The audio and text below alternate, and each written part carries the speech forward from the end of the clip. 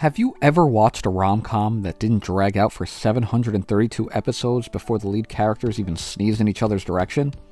Luffy will become the Pirate King before Marin and Gojo even cosplay as a real couple. I mean, come on. I read through Komi Can't Communicate for years, and it took nearly 200 chapters just for her to look at the strap of Chadano's underwear. And that alone nearly killed her. Which is fair.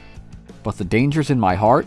One season down and ICHADkawa is embracing his girl and crying into her while telling her how much she's changed his life. Getting head pats so ferocious that I'm not sure if they're even legal to air on TV. He locked up his true love in less than 12 episodes. Yamata got herself the man that Taylor Swift has been singing about trying to nab for 35 years. All in one season. As middle schoolers. Uzaki-chan is an anime that takes place during college, and in the first episode you have like 3 whole semesters pass before our 2 characters even hang out. It's called Uzaki-chan Wants to Hang Out, not Gets to Hang Out. Granted, once they do hang out, he gets a fistful of melons, but that's because Sakurai is a Chad of distinguished tastes. Meanwhile, we've got Ichikawa out here going from shopping at Hot Topic to being the hot topic of his class. Kid is like half Sakurai's age and completely speedrunning the rom-com genre. Ichikawa is single-handedly carrying the Reiwa era from junior high.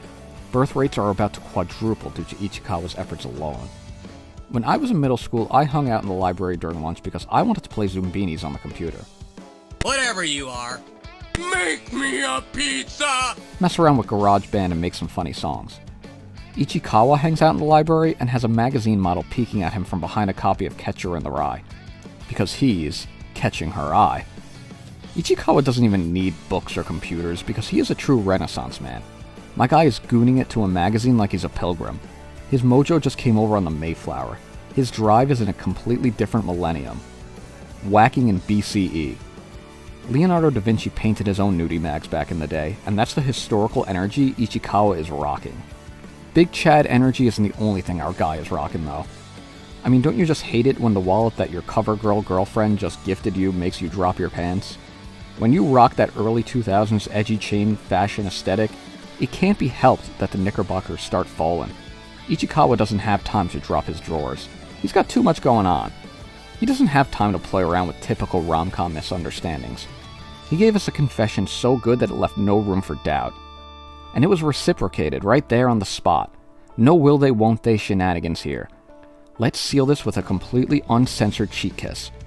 Even as a married man with a child, this tiny little hobbit is so far beyond my reach.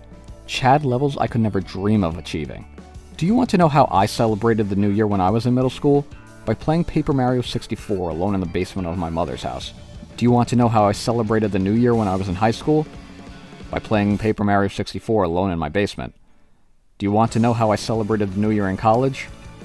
You already know.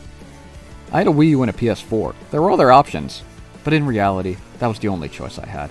Ichikawa spends his new year strutting around the Shine with Yamata as the goddess of love shines down upon them. Our short king is like 10 years old, and he's already taking out his model girlfriend to meet the whole family. Hajbula wishes he could have this much riz. With an aura as strong as the one Ichikawa exudes, it's no shock that he also attracts this Gyaru girl who can't keep her hands off of him. It wouldn't be a good rom-com without an irrelevant Gyaru who thinks she's Tom Brady going after the Lombardi Trophy when in reality, she's Zach Wilson. But, once again, this is a show that goes against the tropes. Moeko isn't a rival to Yamata, she's the ultimate wingwoman, the Bill Belichick to Yamata's Tom Brady.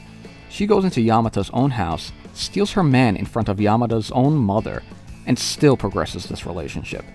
Interestingly enough, Tom Brady actually lost his supermodel wife, so maybe this comparison makes absolutely zero sense. But nothing can come between this couple of destiny. He was a skater boy, but she did not say see you later boy. She said rise up my short king, and take your place alongside your suspiciously tall for a Japanese middle schooler, queen.